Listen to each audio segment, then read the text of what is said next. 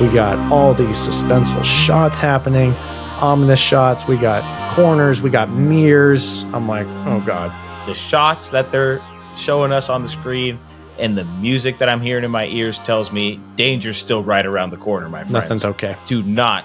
And this was very suspenseful because the way that this was edited with all the cuts, there were multiple times in about a 5-minute span where Alex could have popped out or shown up.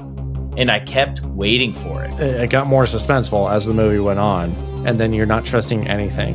I didn't trust the phone ringing. I didn't trust the house. Why are you taking a foggy ass shower at nighttime when there's this deranged lady who is missing, who is not accounted for by the police, and you're about to go make tea downstairs for her, and that's about to make a loud ass noise so you can't hear any screams.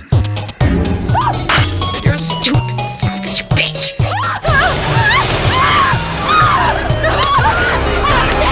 So Alex is here. Shocker.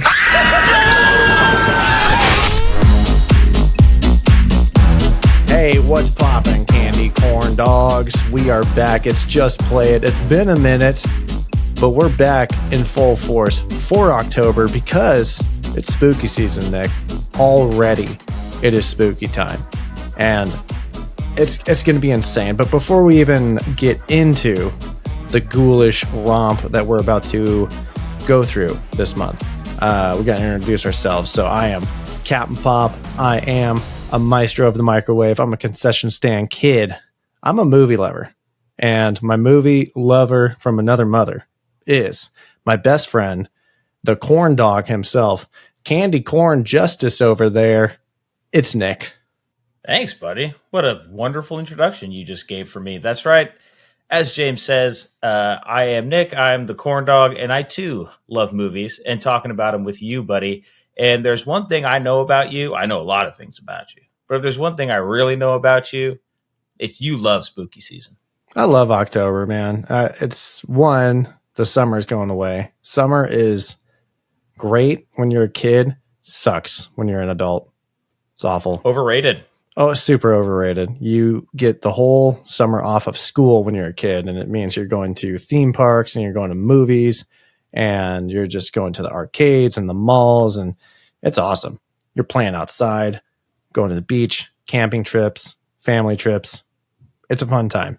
As an adult, guess what? Still got to go to work. Hot. And it's hot, and it sucks. It's just hot. And there's bugs out, and it's awful.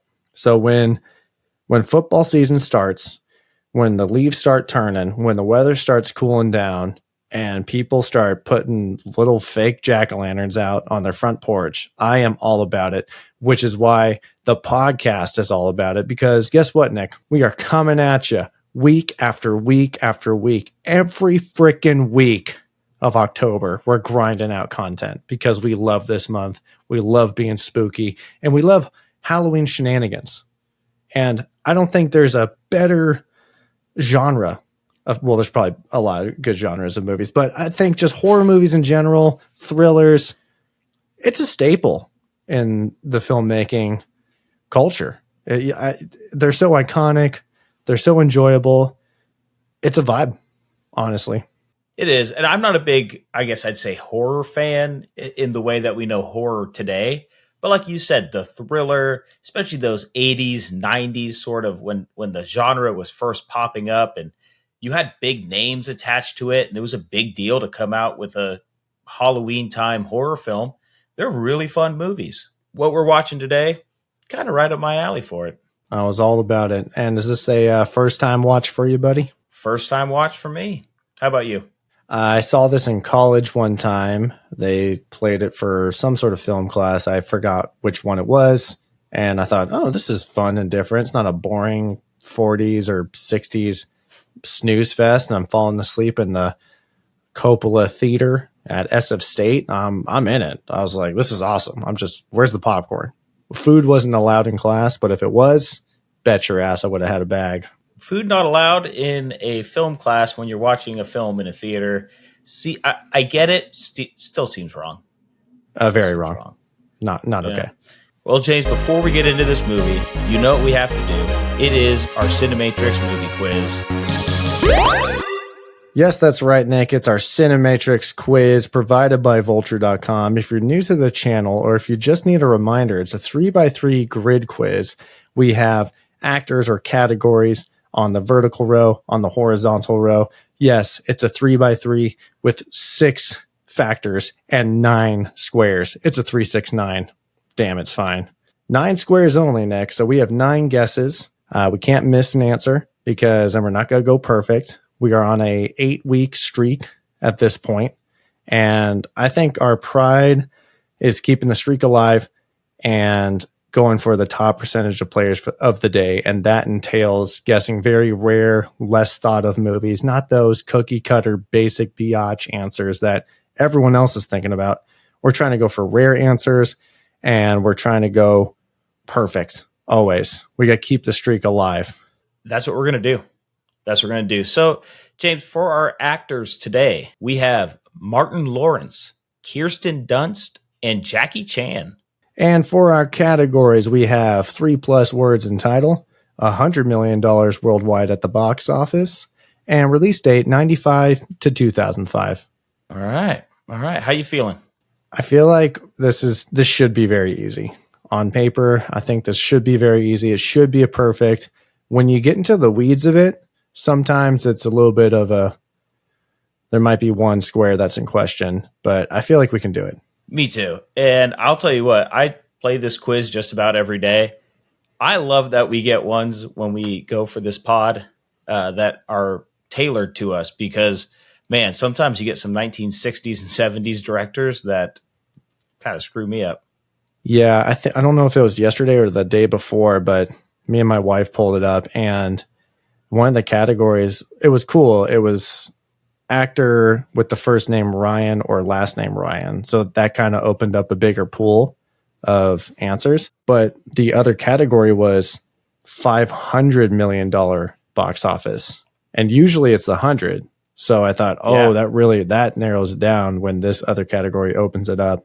So I'll look at it every day and I'll see some categories or actors that scare me that I wouldn't have known any of their movies. So I feel like we're getting pretty lucky and I feel like we can do this. And we're going to get this started. And I think we're just going to go traditionally top left here. Let's just start out with Martin Lawrence, Nick. What category is popping out at you first thing? 3+ words in the title. I'm drawn to a movie. I think it was a Disney movie that he did with Raven Simone called College Road Trip. For some reason, that when I think of Martin Lawrence, it's those types of movies. There's Big Mama's House, Big Mama's House 2. Would that be in the release date as well? Oh, I have a fun one for the release date, but it would be in the release date for that, yes. So I'm just going to rattle off the movies that I know he's in. They're obviously College Road Trip, as you said, because it's super famous. Of course. Obviously Big Mama's House. There's the Bad Boys franchise. We have a random movie called Rebound. I think it was a basketball kids movie. Wild Hogs. Maybe that was your fun one for the release date. No, it's my fun one for another one. I think there's a lot to work with there. So we're going to strategically try to go for what we think people would not think of. College Road Trip it is. Let's do it. 2%. My 2%. Boy Nick. Love being a 90s kid. If you're new to the channel, Nick is insane at this game.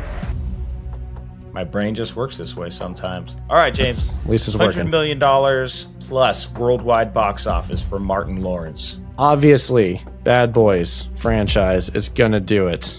Oh, there was a movie he was in.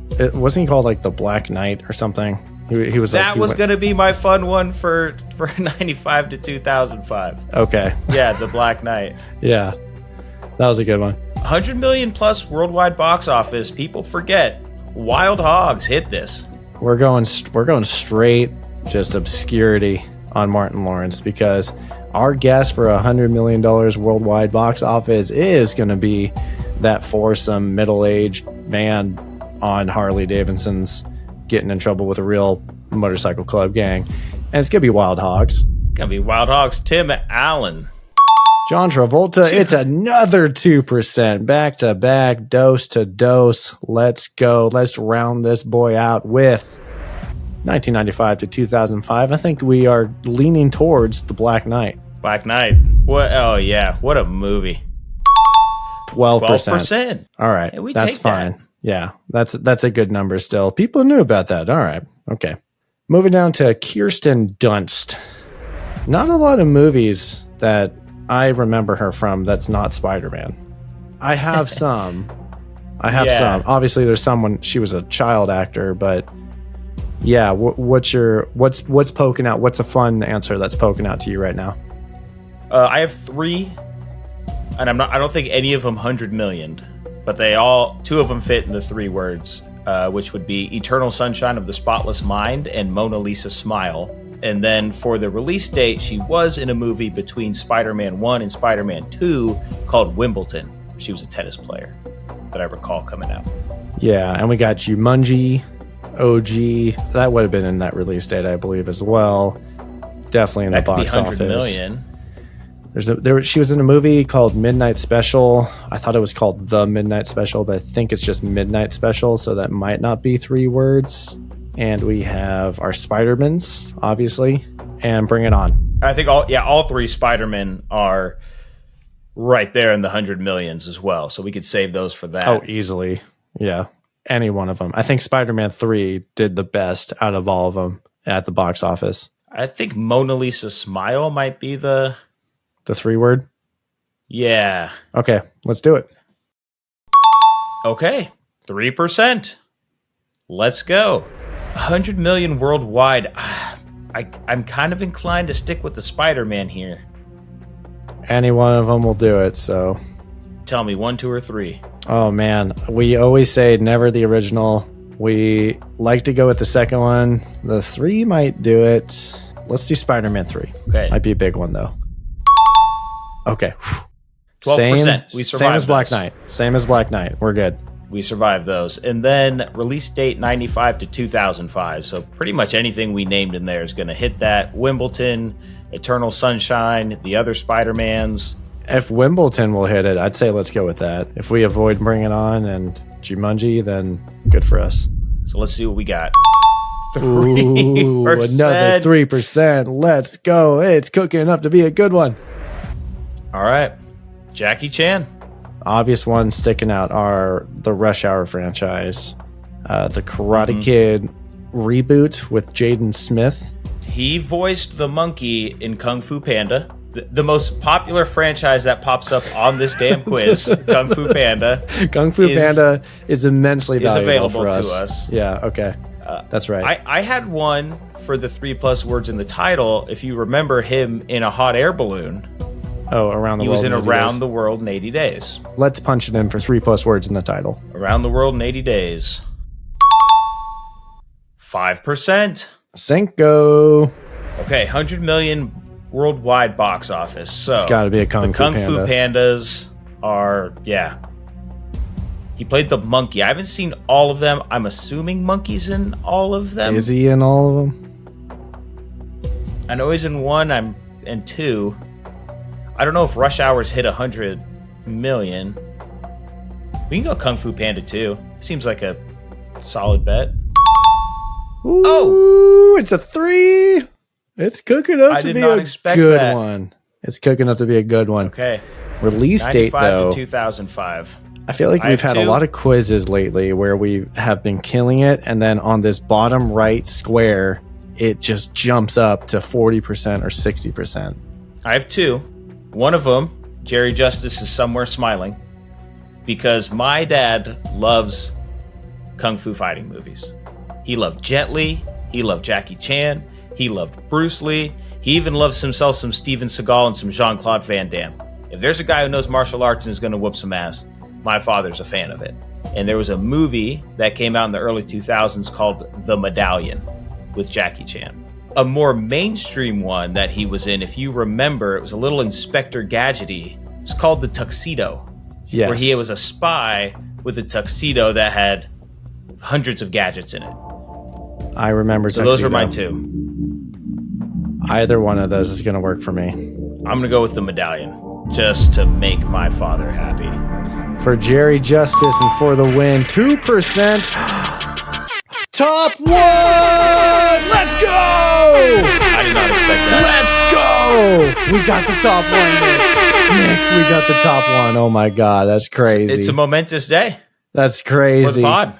Spooky season is a W. This quiz is Off a to a W. hot start. Nick Corn Dog Justice is a big old W in my life. Holy cow, that was awesome. Let's go. Wow, I did not expect the rarity of some of those movies, and I'm very happy that it worked out that way. But wow. Holy smokes. All right, well, let's go over the most popular answers here, Nick. Start us out with for Martin Lawrence. For Martin Lawrence, No way. 3+ words is Bad Boys for Life. 100+ million is Bad Boys 2, and release date is Bad Boys. And for Kirsten Dunst, 3+ words in the title, we have Interview with a Vampire, $100 million at the box office. We have Spider-Man. And for release date, we have Bring It On. Jackie Chan for 3+ words in the title, Rush Hour 3, 100+ million. We have the original Rush Hour, and release date, we have the original Rush Hour. People don't know Jackie Chan that well. Uncreative. Let's hit up the rarest answers here, Nick. I'll start out with Martin Lawrence. Okay, so do stand-up Sounds like a stand-up special. count? Okay, because the rarest answer for 3+ words is Martin Lawrence, You So Crazy. And $100 million at the box office. This is going to be Boomerang. Looks like Eddie Murphy on the cover. And Rebound for You called it out. for release date. I said Rebound, but all right. I mean, we had a lot of rare answers. We're top one. I can't be mad at any of these. No. For Kirsten Dunst, 3+ words in the title is an animated film called Las Aventuras de Tom Sawyer. So people cheat. For 100 million plus at the box office, we have Mona Lisa Smile. I had no idea it made 100 million. Wow. And for release date, we have The Crow Salvation. And for Jackie Chan, rarest answers. For 3+ words in the title, we have The Nut Job 2, Nutty by Nature. Nice. For $100 million at the box office, we have The Forbidden Kingdom. And release date, we have Burn, Hollywood, Burn. All right. Super successful quiz. Our first top 1% of the day. Holy smokes. I can't believe it. There's only downhill from here now. Yeah, but you know what? More importantly, James, we kept the perfect streak alive. And we get to go, and we get to extend it yet another week. And with that great energy, I feel ecstatic to move on and talk about the movie we watched this week, which was Fatal Attraction from 1987. First watch for you, second watch for me. I knew I enjoyed this movie because it was suspenseful and it was a thriller and there's a crazy person in it. And I thought this is just a great movie to keep me glued to the screen. So I was excited to revisit this, although despite remember liking it, I totally forgot what happened. So I still had plenty of shocks and surprises along the way. And it was crazy. So this movie is directed by Adrian Lyne. He's a British guy. Very, very interesting cat, the way he directs. I'm going to kind of give some backstory on the development of this movie, but we're going to move along and just talk about the actors that are in it. So this is a Michael Douglas joint. Welcome back to the show. Same year. Friend of the show. We watched him in Romancing the Stone earlier this year, and he's back a year or two later. Also joining him, we got Glenn Close. I think she's a first friend of the show. I don't think we've had a Glenn Close joint. I don't think so. So welcome to the program, Glenn Close. And we have Ann Archer to round it out. But going back to Glenn Close, I just want to point out that she was coming off 3 Oscar nominations in a row, actually. And the studio wanted everybody but her. So they were actually going to go for Kim Basinger, friend of the show, via Batman 1989. Gina Davis, friend of the show, via Cutthroat Island. Cher, not friend of the show. But they were reluctant to cast Close because she was a very, serious actor and always portrayed kind of pure characters, not an Alex Forrest, the character we'll see in this movie. But I thought, isn't that what acting is? You're not supposed to be the same person. I mean, some actors do play the same exact role, but that's the whole point of acting, is getting into a different personality, you know? Hey, you're so good at doing this. You could never be good at this also. That's a Yeah. really weird. It's like when So you're at your job and you're like, oh, you're really good at this. So we're just going to have you do this. Don't learn anything new. Like, exactly. It I'm just seems good at like my job. it's counterproductive to the actor, and it's a bad cycle for studios to be stuck in. There was actually, I was listening to an interview with Sherry Lansing, who's a producer on this movie, and she said we had one actress come all the way from Australia, flew all the way to the US in first class on the studio's dime just to see who was writing this horrible script. And she's like, I just want to see who was here and who was making this. And just to let you know, it was really dumb. Sherry Lansing didn't say the name of the actress that did that, but she did say that it was kind of funny and savage. Bottom of the barrel apparently was 3-time Oscar nom Glenn Close, and she fell in love with the script, but producers, studio, they weren't really in love with her. Glenn Close was relentless, so she wanted this role, convinced the producers that she would audition, even though she didn't even need to audition because she was so acclaimed as an actor. But she came in, did a read with Michael Douglas, came in looking the part, and the producers and studio were like, oh, okay, I guess an actor can become a different person. Okay, didn't know it could work like that. So That's wild. You have the 3-time Oscar nom out there who loves your script and wants to be a part of it. And your first reaction is, nah, what? We trash talk studios a lot. And these are the reasons why, because that seems like a no brainer. we do trash him a lot, and it is a no-brainer. And shocker, Nick, she got nominated for her role in this movie. Did not win, unfortunately. Hasn't won at all. I think she was nominated a 4-time nominee for actor after Fatal Attraction came out. And since then, she's been nominated another 4 times. Has never won, which is a shame. But you know what's not a shame, Nick? The dollar signs. What's going on here? What's going on here? Yeah, we have an estimated budget of $14 million, which 1987, that's a decent chunk of change. Not the most we've seen, not the least we've seen, but this is up there with what we've seen. The worldwide gross of this, $320 million. It's the second highest grossing film of 1987. And I don't know what percentage that is. You might have it up in front of you, but 14 million into 320 million. That is the biggest return. That is a 2,287% return on the budget. Oh boy. The guys up in their offices thinking, oh, I don't think Glenn Close can do this. And all of a sudden she makes you $320 million. Go pound sand. I can't. Yeah. I don't know. I'm done with that though. But yeah, what a return on this movie. And it was a great effort by everybody involved, a long journey to get this show on the road. I'm going to shout out some of the miscellaneous crew, just a tiny little one. Michael Kahn, editor on this. I'm sure you might have seen his name plenty of times, especially this year, because it seems like he's best buds with Spielberg, because he's edited all of the Indiana Jones movies, the first 2 Jurassic Parks. I think he's attached to Paramount. That's why. And this is a Paramount joint, so it makes sense. So Michael Kahn is in the cutting room, cutting it up. He's chopping it up. And I'm going to shout out the producers, Sherry Lansing and Stanley Jaffe. And to give everybody just a very quick introduction about how this movie came to be. So it took 7 years to develop this movie for it to finally get made. In the early 1980s, Sherry Lansing was actually the youngest woman to run a Hollywood studio at the age of 35. She leaves her job as president of 20th Century Fox because her dream was to be a producer. And she's like, after 3.5 years as prez, I'm out.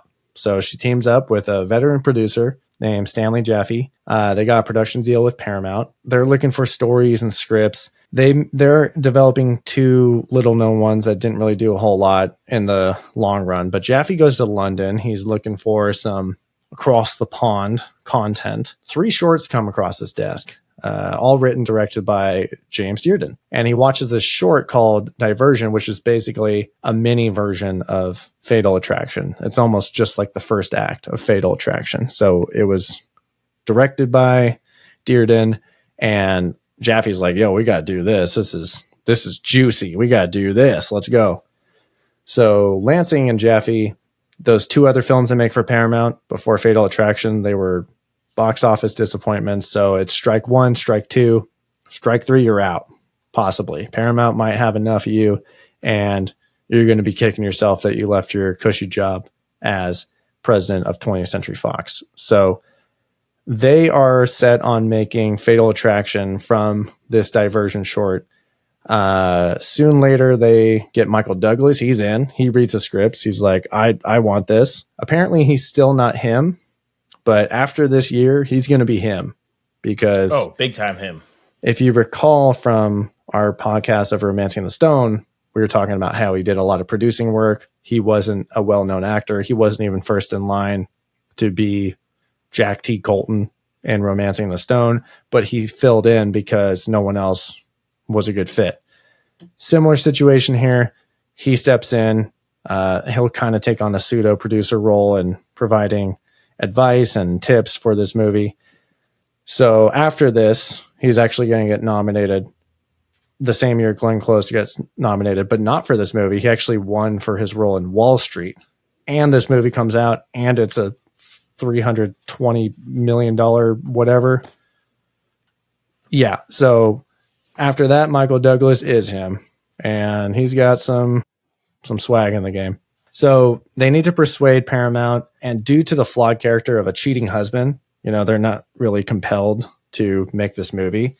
So they need to have a strong argument with a director. Michael Douglas is not convinced that the first timer, James Dearden, who directed the short, can necessarily do it because he had a bad experience with a first time director on a previous project. Dearden stepped down. He just stepped aside actually as a writer and just stuck around in a writer's role while they looked for a director. So in 1985, they contact Brian De Palma. Nick, he's directed Body Double, Carrie, The Untouchables, Dress to Kill, Scarface. Love The Untouchables. And after Fatal Attraction comes out, he went on to direct Carlito's Way and Mission Impossible, OG. So he's interested.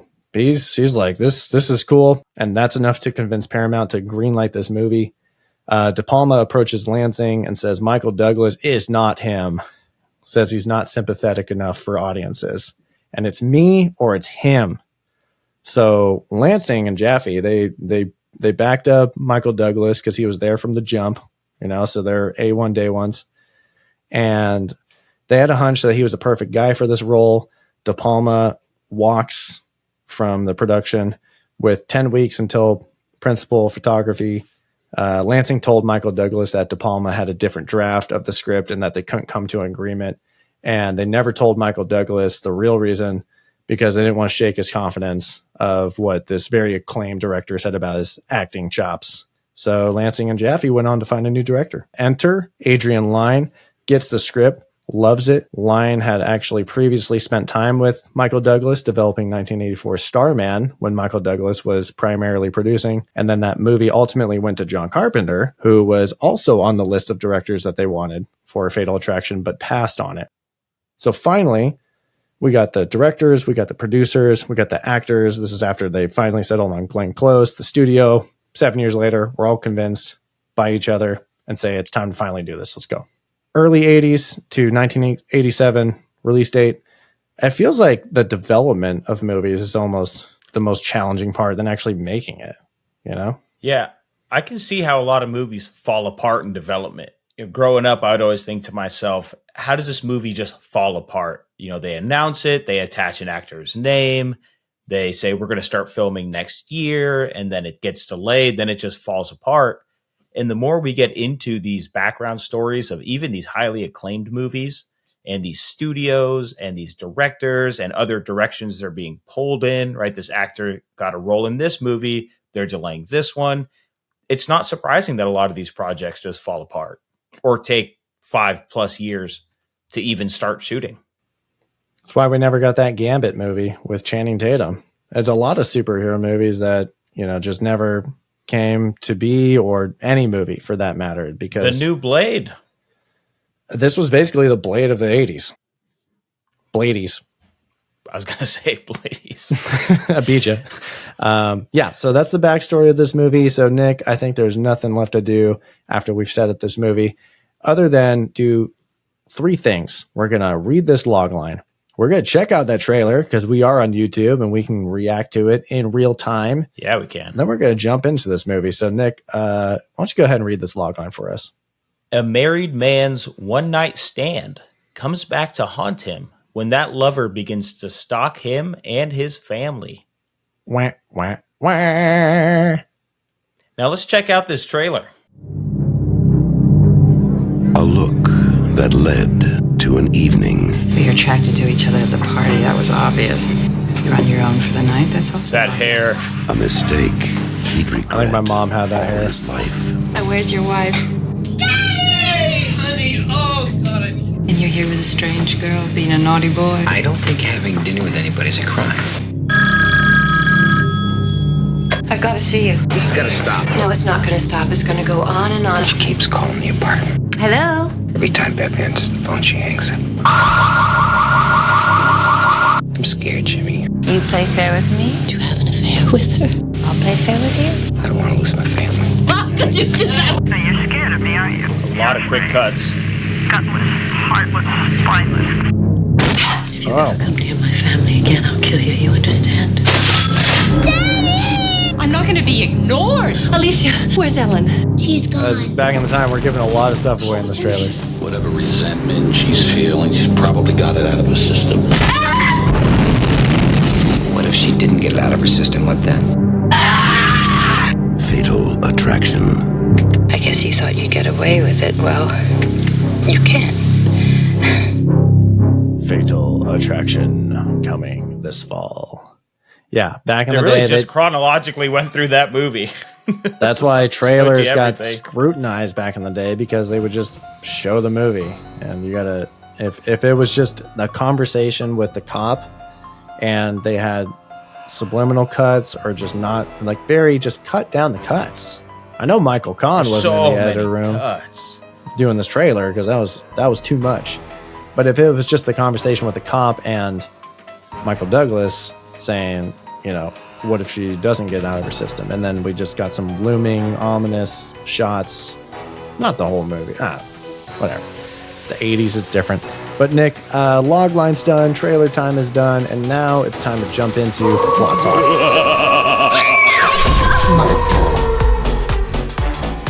So we're going to open up this movie. We're going to get introduced to our main character, Michael Douglas, who in this movie is Dan Gallagher. And he's a family man. He's got a daughter. He has a wife. And they're portraying him early on. It's a very chaotic household. Him and his wife are a little disconnected. Daughter's running around. And the family, or him and his wife, are going to head out to some fancy soiree. He is a lawyer for I think a publisher. So very 90s, just business in New York. And he has a fancy party that he's going to have to go to. And at this party, as he's schmoozing, he goes to the bar. This is the first time we're going to run into Alex Forrest. This is Glenn Close's character. The 90s hair, all teased out. In full effect. Super full effect. And kind of skimpy outfit, you know, put it on to get attention from the guys. And they have a little conversation at the bar. But eventually he has to leave. He goes home and, you know, he's thinking, it's time for me to reconnect with my wife a little bit. You know what I was thinking? Even before we get to this dinner scene coming up, I was thinking, careful, MD. Better keep that shit in check, dude. This is sketch territory. Chatting it up with some lady at the bar. No, don't do it. Yeah. And it's all pretty telegraphed because he wants to get a little conjugal with his wife, but his daughter's in bed with him. He gets a little cock blocked. And you're starting to see this is a man who might make a few rash decisions because he needs to get some. And to go ahead and add to that temptation, Beth and his daughter, they're going to go on a trip.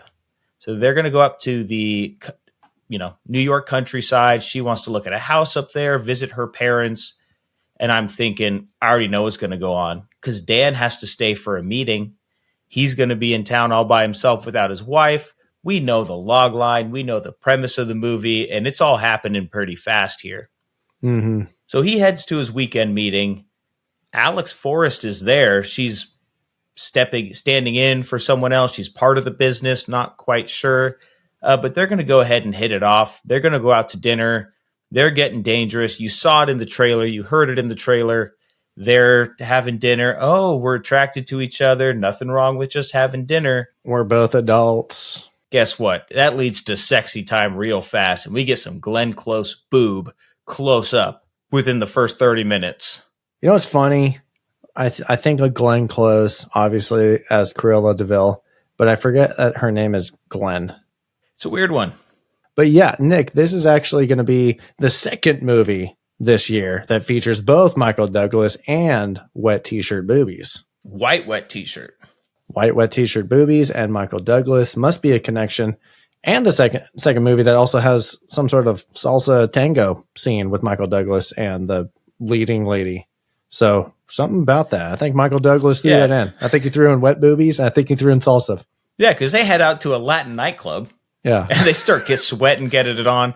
But they're going to spend the whole next day just having sex, hanging out, going to the park, walking the dog, Latin nightclub. And there's one conversation they have. I'm going to call it out because it will be important as we go through. And after the plot talk, they talk about their favorite opera. And this opera is called Madame Butterfly. And it talks about a woman who loved a man, and then the man left her, and she ends up killing herself. So right off the bat, I'm going, yep, that's foreshadowing. I know what the movie's about, and it sounds like you're going to play these together. And this is at the point in the movie where we don't know what's about to unravel. It's all just domestic drama and lies and cheating and adultery. And we're thinking, oh, snap, this is crazy. So the opera is not quite so obvious for the foreshadowing for me, especially because I didn't know what the story was. But I think the opera, the play it's set in Japan, if I'm not mistaken. And yeah, James Dearden, the writer of this movie, when on the fifth draft, when he rewrote it again for a new director, that was when Brian De Palma was coming in. He was talking about how he was going to have Alex Forrest in a kabuki mask, chasing and terrorizing the little girl on like Halloween night. And I thought, that's random. Why would he do that? But then when I looked up Madame Butterfly, it made a lot more sense. So I think that would have been a little bit too obvious of trying to make parallels and connections to the opera. So if you know the opera and you know the main femme fatale, the main female is going to off herself at the end, then you're thinking, I have a sneaking suspicion of what is about to go down at the end of this one. But we're not off the rails yet here, Nick. We're just we're in adultery phase. This is the fun. Yeah. This is the fun section.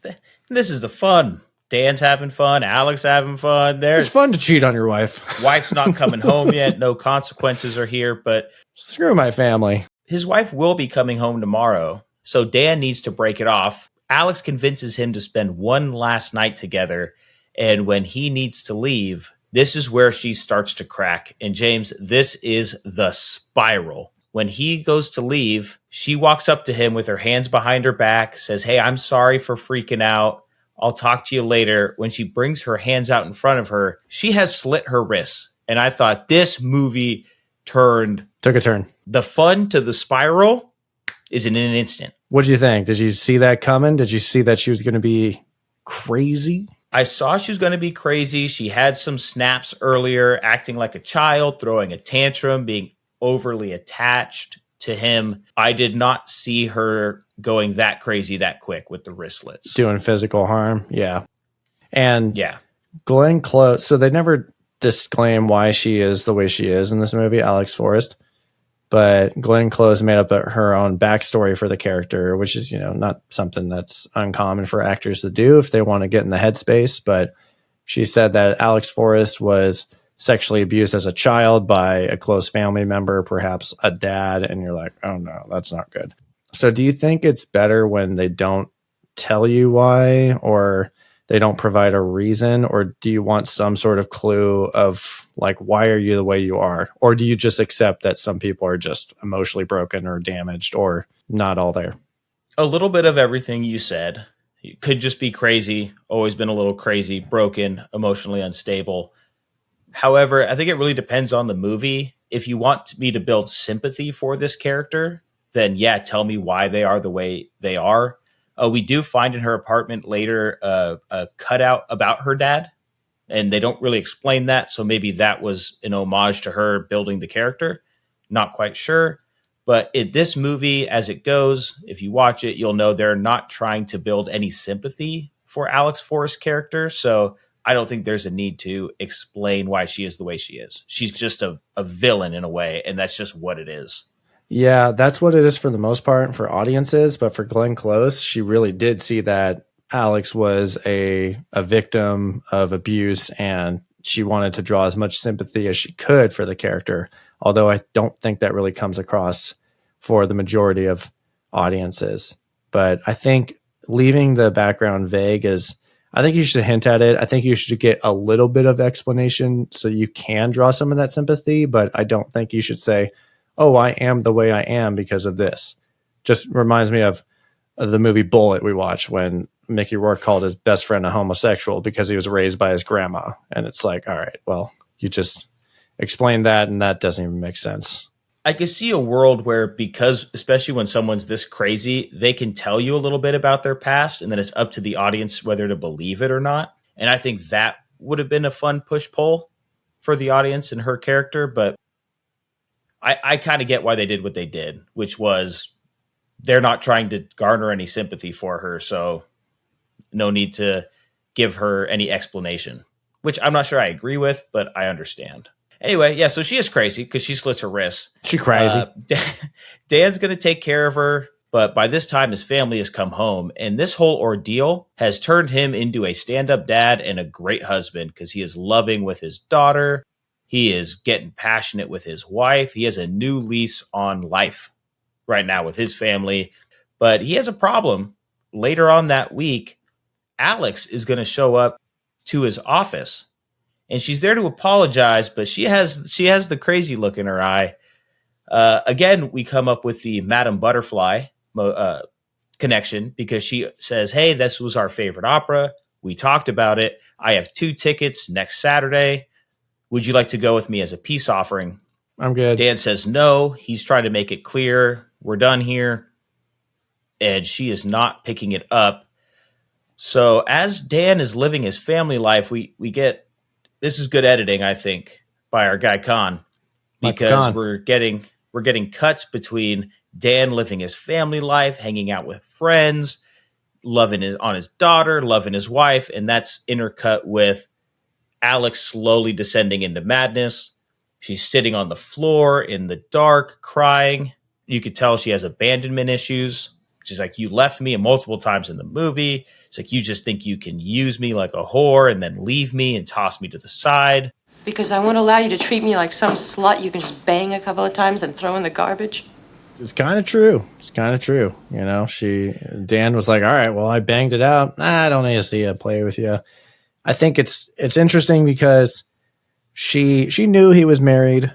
So she knew it was wrong. He knew it was wrong. They had that conversation at the dinner scene when they said, we're both adults. Let's just take advantage of the moment. And then it seems like they both took different takes. They had different takes on justifying what happened and what we should do next. So Alex seemed like she was like kind of up on a high horse there. But Dan was like, it was a mistake. I wasn't supposed to be with you. Actually, I don't even think he calls it a mistake. I think he just says, you know, we did it and we got to move on. I think it's a great example of how, you know, 2 people in the same situation can see things totally different ways. You know, you could have multiple people view the same thing, experience the same thing, and come away with 2 completely different versions of it. And Alex's version is we're in love and meant to be together. And Dan's thinking, I have a family. And that's, I think Dan gets really frustrated in the movie because he's trying to let Alex know, like, you have to understand this, right? You have to understand I have a wife and a daughter and a life and that I can't throw away. And Alex is thinking it would be really easy. Just walk away from them. People grow up without dads all the time. Like, you could just come live with me. Well, those 2 different takes on the situation are going to escalate into Alex stalking Dan with some phone calls, bringing up blackmail. And then we drop the bomb. I think this is halfway through the movie. This is at the hour point when she says, I'm pregnant. The kid is yours. And Dan's like, I'll help you kill the baby. And she says, I want to keep it. And then Dan is like, what? You can't. I don't know what you're up to, but I'm going to tell you it's going to stop right now. No, it's not going to stop. It's going to go on and on until you face up to your responsibilities. What responsibilities? I'm pregnant. I'm going to have our child. Alex, that's your choice, honey. That has nothing to do with me. Now, Nick, was this pregnancy real? I think we had some debates. We were conflicted if this was a bluff or if this was in fact true. Do you think Alex actually was having a kid? I don't think she was having a kid personally. It'd be really early to tell if you were pregnant, but I think this goes back to what I was saying about giving some background. Tell us a fact and then have the audience decide, is that real? Is that not real? Because we know she's crazy, but that's also a feasible outcome of what we've seen so far. So I think they didn't explain it or didn't follow up on it on purpose, because now we get to decide. And then that really changes our view on Dan of, you don't want anything to do with this baby, or you're a really bad guy, or is she not pregnant at all? And that makes you less of a bad guy. It's crazy. This movie is it's well paced. I think it just keeps ramping up and up and up. And I felt like at every 30-minute mark, there was a fat story beat being dropped. First, it was the cheating. Then it was, we found out that Alex is slitting wrists and she's a little bit unhinged. And then this next beat is, I'm pregnant. And then that just opens it up even more, because now Dan can't really shake Alex and say, forget about it. He might be legally tied into this. And there was a point earlier in the movie when he says, I didn't study family law. And so he has to ask his friend about what's the legality of all this and how do I navigate? He tells her that when they have their first dinner. So that could be something that this crazy person filed away and said, this is a great way to trap him. So that's another, thread to pull. Like you said, the pacing's good, because now we're going to get another bomb in here, because this is now what I call this part of the movie is the scramble. And this is Dan scrambling now to fix the situation. Scramble, Dan. He understands how deep he's in. This girl says she's pregnant, and his wife doesn't know about any of this. And now he has to do everything he can to keep this house of cards intact. So the movie itself takes a real ominous tone from here. The sky gets a little darker. The shots are a little darker. The music, a lot more deep violin coming in, a lot more suspenseful tone. So the whole movie's mood changes. The lighting, the editing, the shots are a little more far and distant away from the characters. I think we get more handheld camera too in a lot of the sneaking into apartment scenes and chaoticness during the fight struggle scenes. And it has fully escalated into that psycho thriller that I don't know if audiences were well, I guess with that trailer, they were expecting it, but fresh watch for us, it kind of hits you by surprise. Snowballs quick, and it's going to snowball even quicker because Alex is going to show up to Dan's apartment. Dan and his wife are going to move to the countryside. They're selling the apartment. Oof, this was crazy. Hi, darling. Darling, this is Alex. I'm sorry, I've forgotten your last name. Alex Forrest. Alex Forrest. This is my husband, Dan. Hi. Glad to meet you. And you get that awkward moment where the wife doesn't know these two know each other. They have to pretend like they're meeting for the first time, but they're in this intense gaze. His eyes are screaming, why the fuck are you here?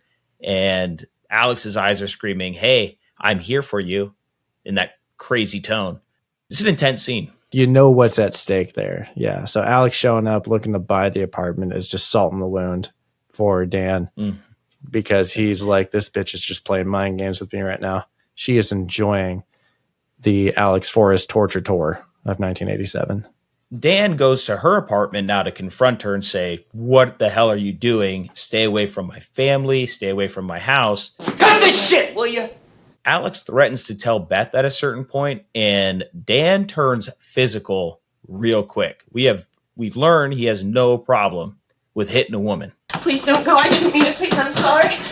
I'll tell your wife.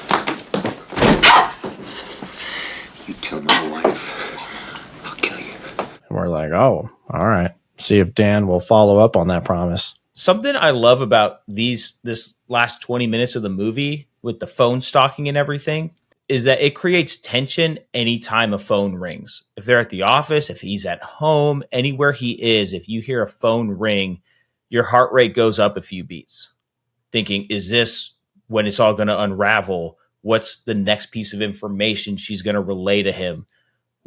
What's going to happen next? Yeah. And it's sometimes a really good device. It's just a family member calling and everything's all good. But just that drop dead silence and then the phone ring and sound effect.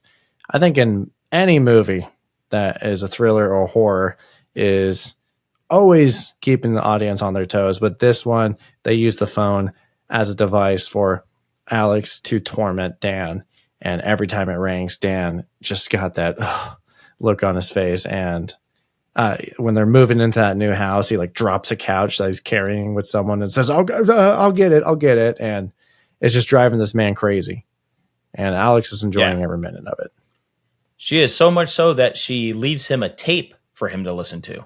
Yeah, she's stalking him. I think she pours like acid on his car or something. It like burns up the car. There's a subplot that he bought a rabbit for his little daughter because they were going to go move out to the countryside upstate. And he's like, I don't want a rabbit. And then I think through all this tormenting and disaster situation that he's been put in, he's putting a lot more value and counting his blessings and says, you know what? I should get a rabbit, should get a little bunny for my daughter. So he has a bunny, comes up to a messed up car, has to hit up the rental car business. And Alex gives him a cassette tape. So this is the 80s, kids. So you have cassette tapes and cassette tape players in the vehicles, not Bluetooth. And he plays this tape and Alex is tailing him in her car. And he doesn't know that. And this tape is basically her just expressing all of her inner thoughts and just her rambles. And I'm wondering, how long is this recording? Because he started playing this tape downtown New York, Manhattan, and she's still going when he hits upstate. And it really it ended aggressively with Alex calling him a flaming effing F word. And yeah, it was homophobic. Like Bullet. Yeah, just like Bullet. And actually, when Dan picks up the listening of the tape again, she says a similar aggressive thing that we were left with on the car ride. So for me, it just felt like, okay, she's just stewing in it and she's exhibiting her craziness because she's just repeating the same phrases and obviously has a problem and just says, you probably don't even like women. You probably are this, you probably are that. And then she picks it up again and she says, it's not like an editing mistake because Michael Kahn knows what he's doing. It's not a continuity mistake. It seems like it's purposeful that she's just repeating herself because she is so mad and crazy and longing for a normal life. But according to Glenn Close, she was robbed of that during her childhood. Yeah, well, she's gonna keep going in that manic episode because she's gonna turn dangerous. Up to this point, she hasn't really hurt anybody or anything, but that's going to change.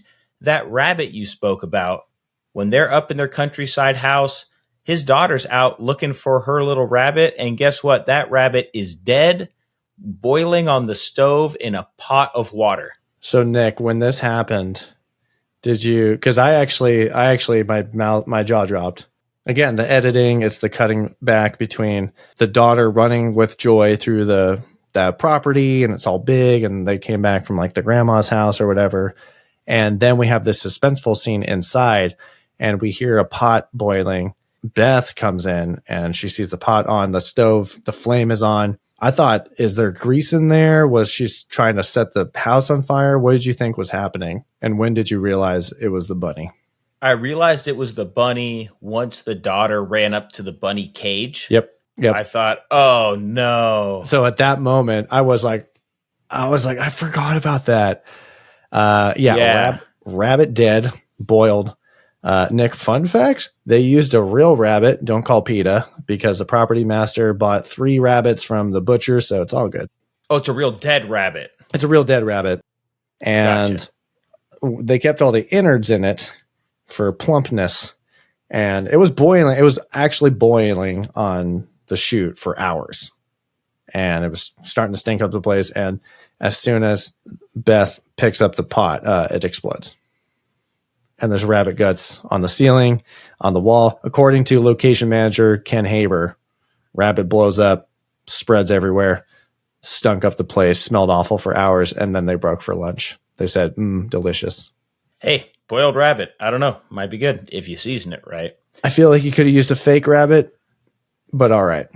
So the next part of this movie, we had the scramble, we had the fun, but this is the part, I say this is the coming clean. So Dan now realizes that Alex is extremely dangerous, is around his house. He never saw her, but she's around the house, stealing a rabbit, killing a rabbit, putting it in a pot of water, was in the house. And so he decides he needs to come clean to his wife. And this was a climax we were all waiting for of when does his wife find out? Yeah, and I thought it was going to come at the end. So again, I'm enjoying the way that this movie is paced because he confesses and there's about 25 minutes left in the movie. And I thought, okay, what's going to happen now? Because after he confesses, and it seems like Alex has kind of lost some say in the game. And when Beth knows about it, we get a little bit of a mic drop when she gets on the phone with Alex and says, if you come near my family again, I'm going to kill you. Because Alex has been enjoying this torture tour all movie, and now it's over. So we're thinking, what does Alex even have now? Because the very blackmail that she had is done. The wife knows. So what's the fallout going to be? It's going to be kidnap. Alex goes ahead and kidnaps Dan's daughter from school. They just release the daughter to anybody who comes in and says, I'm here to pick her up. Well, this is one of my nitpicks. It might be my only nitpick of the movie, actually. Nitpicks. A, you just let a stranger take the kid, or even worse, B, you just don't know. A lot of the faculty staff are saying, I thought you had her. Oh, I didn't see her outside, so I figured she must have got picked up. I was like, where's the responsibility? I know this is the 80s. But come on. We're just trusting people, I guess. Like, the kid's not, I don't see it, so it must be home. What's even worse and creepier is that Alex isn't intending to hurt their daughter. She's just hanging out with her at the pier. Psycho. It's weird. It's creepy. It's psycho. And this has Beth frantic. She's driving around like a madman through the city looking for her daughter, inevitably gets into a car wreck. She's okay, though. Not a big deal. But Dan goes Hulk mode. Dan sees red, and he's ready to do something about it. And quite frankly, I said, yeah, once you kidnap my daughter, I wrote down, we got to kill her, right? At this point, there's no other option. You killed the bunny. You kidnapped the daughter. You make my wife get into a car accident because of all this. I'm going to kill you. Dan comes into the apartment. He busts to the meat packing district loft, the creepy, dirty, bloody, sweaty loft that has a disgusting elevator that they banged in. And he's ready to throw hands. So we have a fight. And Alex fights dirty.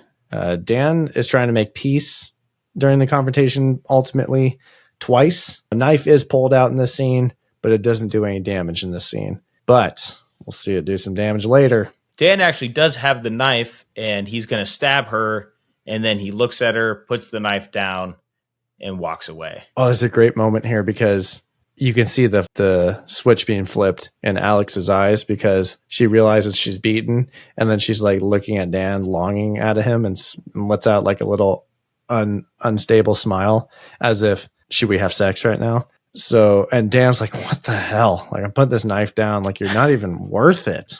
So he was about to choke her out on the floor, but ultimately is the bigger man, walks away, which is going to lead into the final climax of Fatal Attraction.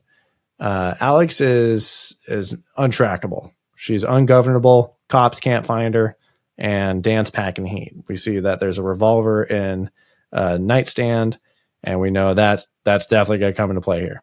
So obviously they live in an isolated, creepy country house, and it's nighttime and it's foggy. Dan was split up from Beth. He was taking a little bit of time apart, but ever since the whole ordeal, he's back. They're trying to make it work. We got all these suspenseful shots happening, ominous shots. We got corners. We got mirrors. I'm like, oh God. Yeah, you could tell the family's trying to heal. They're getting along, but the shots that they're showing us on the screen and the music that I'm hearing in my ears tells me danger's still right around the corner, my friends. Nothing's okay. Do not. And this was very suspenseful because the way that this was edited with all the cuts, there were multiple times in about a 5-minute span where Alex could have popped out or shown up, and I kept waiting for it. They turn a corner, nothing's there. You hear a sound, it's not her, until eventually Beth wipes the fog off the mirror in the bathroom, and that's the reveal behind her. And it was a really good reveal because you're sitting there, you're waiting, and they're just giving you the false flags the whole time. It got more suspenseful as the movie went on because, like we stated, it starts out fine, it unravels, and then you're not trusting anything. You're not trusting. I didn't trust the wide shots. I thought I was going to see Alex out in the forest in the backyard or something, like staring behind a tree. I didn't trust the phone ringing. I didn't trust the house.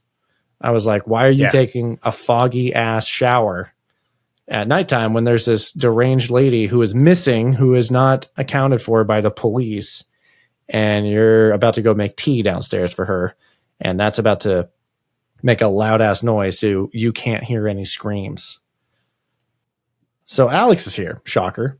She shows up, confronts Beth in the bathroom, and we get this crazy exhibition of Alex. She's like cutting her thigh with the knife, more physical harm, and she's crying about how this isn't right, and basically it's not fair, and we're about to have a struggle. Yeah, well, her reality's broken. She has this insane monologue about how Beth is the person who is trying to keep Alex and Dan apart. And she's built this whole insane reality in her head where now Beth is the bad guy, not Dan. You weren't so stupid, you'd know that, but you're so stupid. You're just so stupid. You're a stupid, selfish bitch. Stupid, selfish.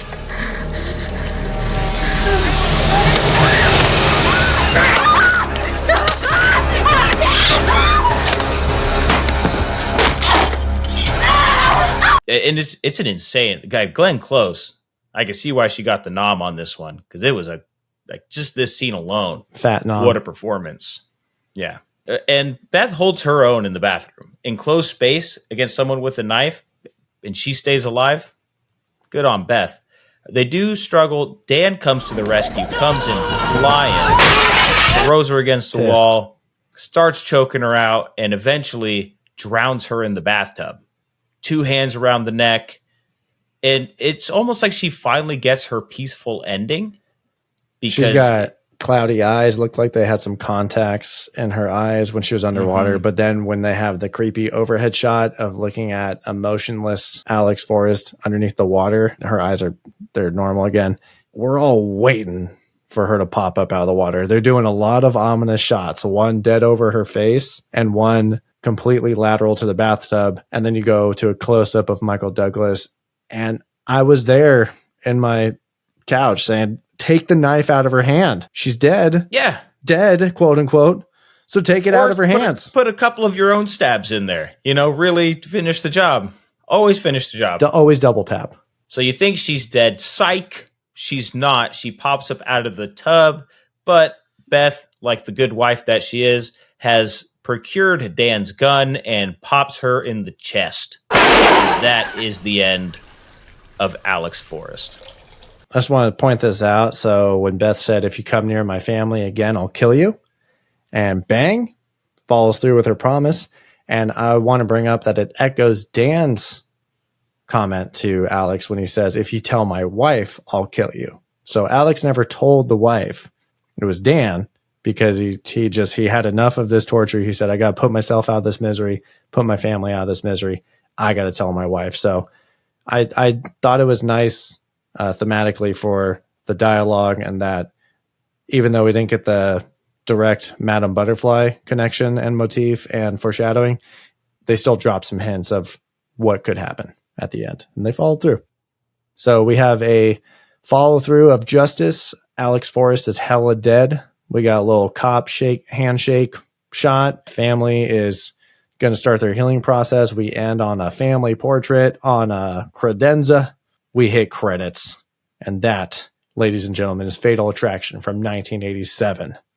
So, James, now's the point. After plot talk, we bring up some of our talking points that we have about the movie that we wanted to discuss with each other. And so one of the big elephants in the room for this movie was the cut that audiences saw in the theater and on the screen is actually a different ending than what was originally in the script.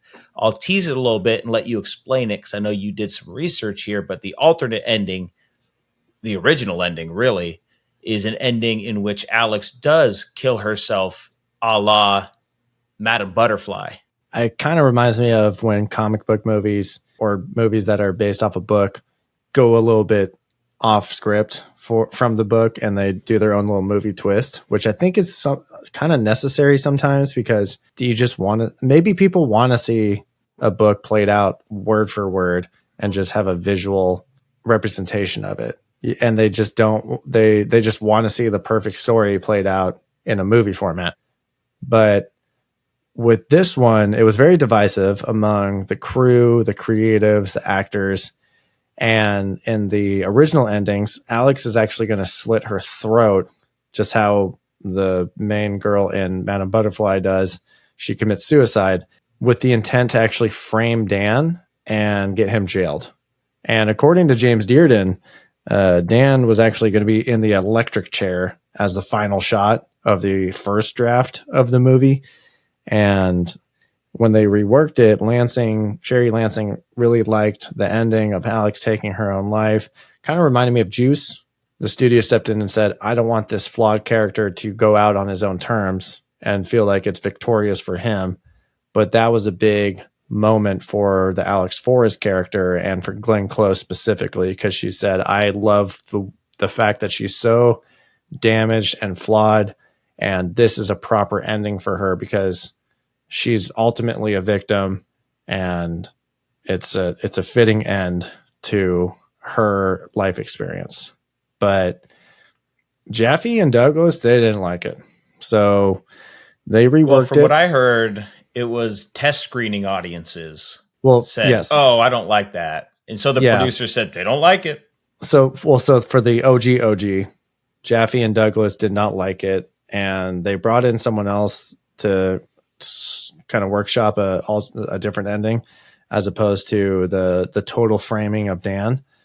So then they reworked it, and it ended with Dan was about to go to jail, but then Beth discovers the audio tape that Alex left for Dan, and it was basically a confession that she says on the tape, I'm going to kill myself, and then we're going to leave it at that as a, okay, so Dan, it was a close call ending instead of a total villain victorious moment for Alex Forrest. And it was going to exonerate Dan and prove that he was innocent. So that didn't really go over good with test screen audiences. And Douglas said that there was no emotional cathartic finish to the film that way either. And he just said it doesn't work. And Lansing was not persuaded. She was like, this is a perfect ending. I love this ending. Glenn Close was all about Alex Forrest just ending it all on her own. Dearden and Lansing, they were reluctant, and Glenn Close just had that major issue with it. She was very protective of the character, wanted to see a proper send-off for her. Basically refused to do it. Like almost didn't come back and do the reshoots. But they were worried that Alex was going to be basically belittled to a knife-wielding psychopath instead of a troubled human with a tragic self-inflicted end to her life. So I feel like there was a lot of push-pull on this movie, going all the way back to the development. There was a lot of compromise from the beginning. The studio, the producers, the actors, the potential directors, the casting of certain actors, down to the nitty-gritty ending. There was a lot of push-pull. And this one's interesting because it's not the studio alone had an issue and forced the creatives to change it. There's actually creatives versus creatives with differential takes on how they think this movie should end, because it's Lansing versus Jaffe and it's Douglas versus Close. So kind of interesting. What do you think is a better ending? Do you think it's still good? Do you like the alternate ending? I like the original ending. I'm more of a fan of that dark ending, that nobody wins ending, because in my opinion, this is not a movie where either character should win. Dan's not exactly a hero character, and Alex isn't necessarily a hero character. Neither of them deserve a proper outcome. And I know test audiences in 1987 thought there has to be a hero, there has to be a winner. But one of the reasons we love John Carpenter's The Thing so much at the end is there really wasn't a winner to it all, right? It just is what it is. It's just a really shitty outcome to a really shitty situation. So I disagree with the route that they went. The other thing that bothers me when they go alternate endings like this is once you learn about this, you start to think back at the foreshadowing. The Madame Butterfly foreshadowing was built for that ending of her taking her life. And the scene where Dan breaks into her apartment and starts whooping ass on Alex, at the end of it, he has the knife and then he puts it down on the counter and they do a close-up on it. And the original intent was his fingerprints were supposed to be on that knife, and that's what framed him. But that shot stayed in, but there's no meaning behind that shot anymore. I think it ruins a lot of what happens earlier in the movie when you change that ending, because the ending, like everything builds up to that, obviously, like in most movies. So I liked the original ending. I don't understand why there has to be a big climactic knife scene fight, maybe because it's the 80s and it's a thriller and there has to be some slasher scene at the end that they survive. But the whole movie up to this point was not physical. It was psychological. And I would have liked it to remain that way all the way through the ending. Where it was all mind games. Stuff throughout. There was a lot of skirmishes and the threat, the genius, I don't even want to say genius, but the danger of Alex was her manipulation, not quite her physical threateningness, if that's a word. Presence. It was all psychological. Yeah, it was all psychological. So being able to say, hey, I have a final checkmate in my bag, and it's psychological, and it's the ace up my sleeve, which involves ending my own life to get you, I think is way more powerful than I attacked your wife in the bathroom with a knife. Yeah, I won't disagree with you. I think that's a very, very, very good point. But Nick, for test audiences and studios and making movies, what is the ultimate goal? Money. $320 million. I can't complain with it. They made when the audience says something, they're going to listen, and it does go back to that. Just traditional, this is what the audience is expecting. We're expecting a crazy physical fight, the big final battle at the end. And we need to have some sort of emotional, physical resolution and put this one away. Because people are thinking, and it goes back to not building a whole lot of sympathy for Alex. Audiences wanted Alex dead. Because even though Michael Douglas cheated on his wife 10 minutes into the movie, I thought, it's kind of hard to root for this guy. I think they kind of had to make Alex a little bit more worse. And in order to do that, they kind of had to not justify her actions. I think the original ending is good. It is dark. Studio, the creatives, they're thinking about in the moment, how are people going to react to this? Whereas in the long run, like when we watched The Thing, as you mentioned, we knew this movie had been out for ages, and fans of that movie love the ending because of how dark and mysterious it is. And it adds to the untraditional, unconventional value of the movie. But I think when you're making those producer decisions, you're just thinking, what is going to hit audiences? What's going to get people talking? Because that's exactly what this movie did. It spread by word of mouth of, oh, you gotta go see Fatal Attraction. It's crazy. There's drama. It's erotic, it's adultery, there's violence, and it's got a crazy ending. So I think movie studio, it's hard to get that ending that you were mentioning. And again, can't argue with $320 million, but I think they made the right call. And again, yeah, and honestly, the ending doesn't really bother me as much as it did bother me with the ending, the changing of other movies that we've talked about. I think it's fine. Mini Pops are little awards. This is the time in the show when we go over a couple categories, hit up some crowns, hit up some doo-doos, and we're going to start this award show off with the best weapon. Nick, I think we've come to a conclusion pre-recording because it was pretty obvious and iconic. What do we got? We have the knife. As all good thrillers have. It's a kitchen knife. It's a simple knife, but it's a sharp knife. Glenn Close actually has this movie prop knife framed above her desk because it was so meaningful and iconic to her. So it was made of paper, right? Like a paper mache knife. Yeah. She says it's beautiful. It's a great conversation starter. So if it's good enough for Glenn Close, it's going to be good enough for the Just Play It podcast. Knife is the best weapon. Coming up on our next category, kind of related, still violent. We got to go with the best fighter. Who do you got? I personally have Dan. Whenever he comes into the room why do you have Dan? Looking to make trouble, he tosses Alex around that apartment. Yeah, strangling her multiple times, throwing her against walls. He's physically imposing, again, against a woman. Don't agree with it, but that's why he gets my best fighter. Well, on the other side of that fight is Alex, and that's going to be my nomination for best fighter because Alex wanted all the smoke in this movie. She was all about starting the fights, starting the altercations. When push comes to shove, she said, "I'm bringing a knife, bitch." When she attacks Beth, it's an unfair advantage because it's a 2v1 when Dan comes in. So she's on the underdog side of the things. But then after she supposedly drowns, she gets back up and she's ready to fight again. The reason I don't put Dan up there is because he wanted to stop the fight twice. And Alex wanted to keep going. And she came back from the dead, attempted to murder his ass. But unfair, Beth has a gun. That is unfair. Two things about that. Wanting the smoke and being able to fight, two separate things, my friend. You could want the smoke and get your ass kicked. And that's what happened to Alex. Well, number two, we've done that on other podcasts. We've said this person, just the sheer aggression makes them the best fighter, even though they weren't necessarily the most skilled fighter.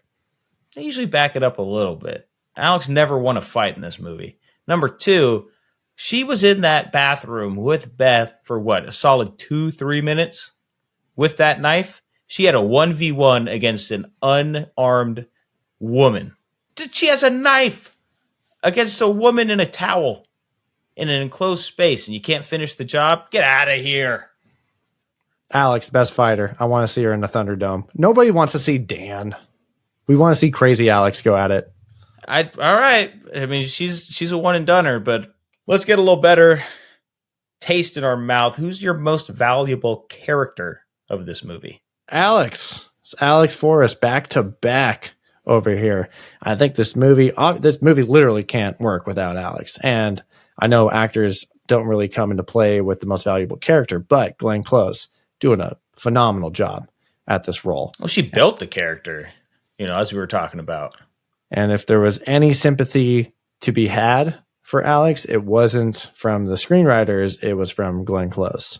And I think she is the most compelling and memorable character. Yeah, I'd have to agree with you. The driver of the entire storyline. She's the engine of this movie. Nothing important happens in this movie that isn't started by Alex or driven by Alex. I mean, she's everything to this movie. So absolutely most valuable character of Fatal Attraction is Alex Forrest. And what's going to be a totally different experience from that is our last award of the night. It's going to be the biggest piece of shit. Nick, who are you nominating? A couple big ones here. I mean, yeah, Alex does have the chops to sweep this awards section, but I have to go with Dan. And the reason I'm going with Dan on this big Dan man over here. Big Dan man for biggest piece of shit. Couple reasons. One is he does do a lot of gaslighting. He's the one who cheated on his wife and then refuses to come clean. Alex is doing something out of pure psychosis and emotional damage. Dan has his head on his shoulders and he will go to any length, including physical violence, to not have to take responsibility. And that's a pretty shitty thing to do. It's really the intention of his actions other than his actions themselves, which I usually think for this section of the awards is what makes somebody the biggest piece of shit. It's not always what you do. Sometimes it is, but it's not always what you do. It's why you're doing it. What do you say to that? You going Dan, you going Alex, you got something crazy up your sleeve? Nothing crazy up my sleeve other than Alex, because for me, Alex Forrest is sweeping the awards. So what do they call that when you get all the awards in your lifetime? The EGOT. Well, she's the FIPOS for the Just Play It pod. Fighter, valuable, piece of shit. She's sweeping the board for me, Nick. She's the MVP. Yeah, she's doing a whole lot of heavy lifting on this movie. And you brought up a very good point about Dan. It's the why. Alex, despite her craziness, I think still has a compelling why. It's because she believes that it's her right to have Dan as a pseudo boyfriend, fake husband, and gaslights him possibly because, as we said, the pregnancy might not be real. She's tormenting him. She's stalking him. She's playing that psychosis game with family man Dan. He made a mistake. I'll admit that. And 10 minutes in, I said, Dan, looking like an easy piece of shit, nom, from Captain Pop over here. But as the movie unfolds and as we don't get that sympathy for Alex, and she's doing more and more crazy tormenting and torture and stalking and psychological damage, emotional damage, physical damage by the end of it. So for me, Nick, it was the point in the movie when she killed an innocent little animal. That was the point when she was a lock. She was a lock for biggest piece of shit. Yeah. Once you kill animals, especially small little defenseless ones, really hard for me to get over that. And then she comes in and tries to murder 2 people after she kidnapped the daughter. So for me, Dan, I think, has a very strong argument, but I think Alex is the FIPOS, our first FIPOS. We made history with the 1% on the quiz today. Yeah. Let's make history with the sweeping of the awards. We're giving it to Alec Forrest, the biggest piece of shit. For FIPOS. FIPOS. We'll workshop that. FIPOS. It needs to get better, but yeah. Like us. All right, Nick. Cool. Well, historic day, historic movie, history at the box office, history with the quiz, history with our awards. Time to put a bow on this puppy. Let's slap this thing with a sarcastic selling point. I'll go first. I said that this was Knocked Up meets Psycho. Oh, I like that a lot. I said sexy psycho slasher cinema. That's what I went with. Oh, very alliteration for you. Yeah. Dr. Seuss of you. Final review. Fight. Coming in on our final review, let's look at what the other guys are saying about this movie. So starting out with Rotten Tomatoes, 74% of the critics like this movie. They did, and 72% of the audience was into it. They better have been, because that screener audience wanted the whole movie changed, so paid off. Moving over to Metacritic, we got a critic score of a 67. It's going to translate to a 6.7 on the popcorn scale. And the people of Metacritic liked it the most out of all of our scores with an 8.1. Ooh. And now, the life of the wannabe wife being ended by a gun. Score from IMDb. A psycho sexy 6.9. Woo! Let's go. Making history. Sexy 69. I love it. Nick, it's time for us to slap this movie with a laughable logline, some popcorn points, and our final thoughts on this movie. And it's my turn to go first. Let's do it. My logline is: a married man has an attraction towards an emotionally damaged woman, which will become fatal. And Nick, I am going to psycho sexy slap this with a 7.9. So I'm going 1 point above the 6.9, and I'm going to give it a 7.9. This movie's very simple. We were talking about it. The structure of it is very good. It's paced very well. There's very evenly spaced story beats. And I was struggling to write down notes and all the comments during the movie because I was actually distracted by just watching the movie and being entertained by it. I think the subject matter is very interesting. We're coming out. It's like a couple of decades after the Hays Code era is done, but movies are getting grittier, they're getting more sexy, they're getting steamy, they're getting into all these 7 deadly sins. And there's a reason this movie is very popular. It's an interesting subject matter. People love watching problems unfold on screen. That's why we like watching dramas and TV shows and movies, because it's situations that we don't want to necessarily be in, and it's juicy and it's entertaining to watch, but you can still relate to the feelings and the experiences that the characters are going through. Not necessarily the circumstances, but you could still relate to emotions. And I thought this movie did a really good job on that. It was nominated for a Best Picture for the Oscars. Not sure if it was a slow year or if the dawn of the 80s thriller was among us, and this was the gold standard for that. But I think Glenn Close killed it. She did a really good job in her performance. Might be one of her best roles. Apparently it was so different from everything she's ever done. And I think the ending's satisfactory, but you said you had a couple good points in there about why the original ending would have been a little bit better. That might put it up into the 8s, maybe low 8s, kind of up there with The Thing. But I think a 7.9 from Captain Pop is going to suffice. And for a reminder, 7s, that's a nice microwave bag of popcorn, good and buttery. So starting spooky season off with a bang over here. How about you, Nick? What do you got? I love it. All right, my laughable logline is 2 very bad and unstable people have an affair. James, we've been on the same page a lot this season. You gave it a 7.9. I think it deserves to just creep into that next tier. I gave this an 8.0. This is a very good movie. Yeah, I was thinking I think 8. On our scale, 8 is a bag of movie popcorn. You graduate from that microwave and you step into a theater, and this is movie. But you're changing it on the fly. I'm gonna put it on 8. Yeah. 8. Flip this little number. Flip this little number to 8. I think it deserves an 8. Yeah, we've had a historic day. Let's have a day where we agree on this, because send it right. It's everything that you said. It's everything that you said. We were texting about this throughout the week, talking about it the whole week leading up to the podcast. We talked about it in the podcast. The pacing, man, it's paced really well. I'm not someone who's necessarily feels suspense in these thriller movies, because I just don't. That's not it's never hit me like that. But I felt a lot of suspense in this movie. They did a really good job. More props to Khan over there with his editing. It was the way it was cut. It was the angles of it from the director, from Mr. Line. It was the audio, the composition of the soundtrack for it all.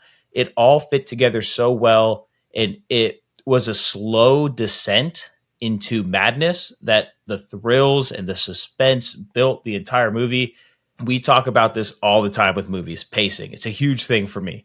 There's nothing worse than you're halfway through a movie and you're looking at your phone thinking, when's this going to end? When are we going to move along? When's the next thing going to happen? And that just never happened in this movie. And that's not even touching on the performances by Glenn Close. Michael Douglas, he was fine. He was good.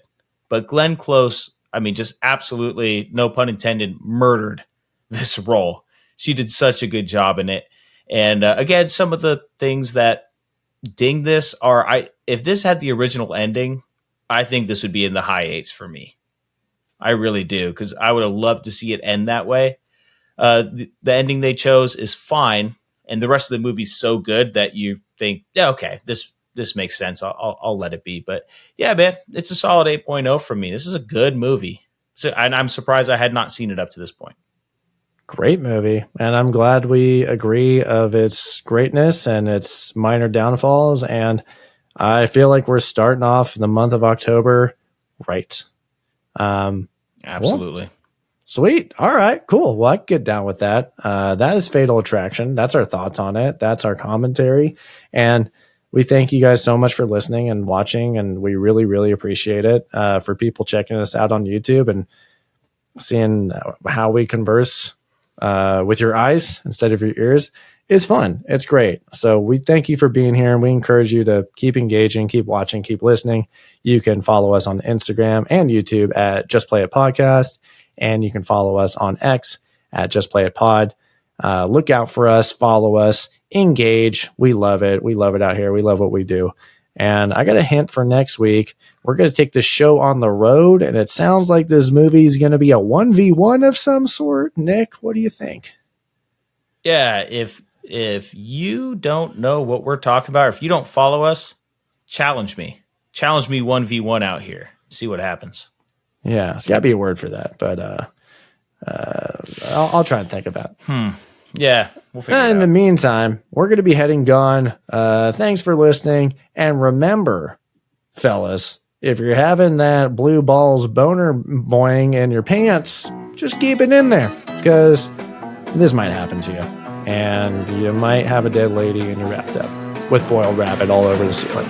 I'm your worst nightmare.